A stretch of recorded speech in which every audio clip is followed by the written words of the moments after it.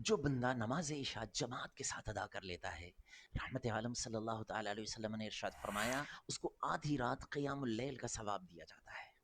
اور جو بندہ نماز فجر بھی جماعت کے ساتھ ادا کر لیتا ہے تو باقی آدھی رات بھی ملا کر کے پوری رات قیام اللیل کا اور رات کی عبادت کا ثواب اس کو دے دیا جاتا ہے۔ لہٰذا نماز عشاء جماعت کے ساتھ ادا کرنے کے بعد آپ آرام سے سو جائیں اور نماز فجر جماعت کے ساتھ ادا کر لیں، اللہ پاک آپ کو پوری رات کی عبادت کا ثواب عطا فرما دے گا۔ اور یہ جو نماز فجر ہے نا، یہ کوئی نارمل چیز نہیں ہے۔ اس کی جو سنتیں ہیں نا، اس نماز فجر کی جو 2 سنتیں ہیں، ان کے بارے میں روایات کے الفاظ آپ حیران ہوں گے کہ بتایا گیا کہ رکعتي الفجر خیر من الدنیا وما فیہا۔ فجر کی 2 رکعت، فجر کی 2 رکعت سنت دنیا اور دنیا کے سارے خزانوں سے بہتر ہے۔ جس نماز کی سنتوں کی یہ قیمت ہے، سوچیں اس کے فرضوں کی کیا قیمت ہوگی۔ اور فرضوں کی قیمت میں بتاؤں آپ کو کہ جس بندے نے نماز ادا کر لی، یہ میں وہ وظیفہ آپ کو بتا رہا ہوں، آپ کا ایکسیڈنٹ نہیں ہونے دے گا، آپ کو اچانک کسی حادثے کا شکار نہیں ہونے دے گا، آپ کو کسی ظالم کے ظلم کا شکار نہیں ہونے دے گا، آپ اللہ کی پناہ میں آ جائیں گے۔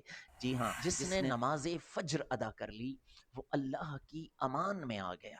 یہی وجہ ہے کہ حجاج بن یوسف ثقفی بڑا ظالم جابر آدمی تھا، جس کو پکڑتا تھا قتل کروا دیتا تھا، لیکن جب بھی اس کے سامنے کوئی شخص لایا جاتا جس کو اس نے سزا دینی ہوتی تھی تو سب سے پہلے اس سے پوچھتا تھا نماز فجر ادا کر لی ہے؟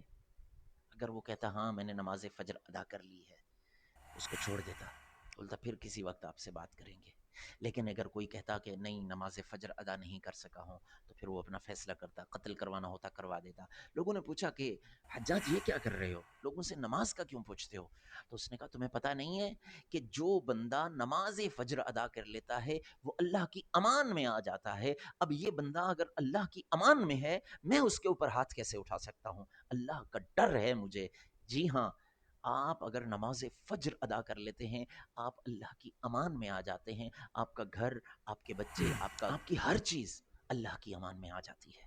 آپ خود بھی نماز فجر ادا کیجئے، اپنے بچوں کو بھی نماز فجر ضرور ادا کروائیے۔ ساری نمازوں کا اہتمام کیجئے مگر نماز فجر کا اہتمام ایسے انداز میں کریں کیونکہ اس وقت نیند کا عالم ہوتا ہے، سب لوگ سو رہے ہوتے ہیں۔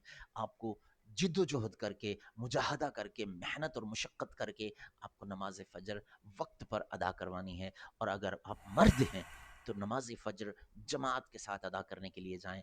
آپ وہاں جو قرآن سنیں گے نا، اس کے بارے میں، وہ جو قرآن آپ خود بھی جو پڑھیں گے نماز فجر میں، اگر آپ اکیلے پڑھ رہے ہیں، آپ خود بھی جو قرآن پڑھیں گے اس کے بارے میں ان قرآن الفجر کان مشہودا، نماز فجر میں جو قرآن پڑھا جاتا ہے اس قرآن کو سننے کے لیے اللہ کے فرشتے اترتے ہیں۔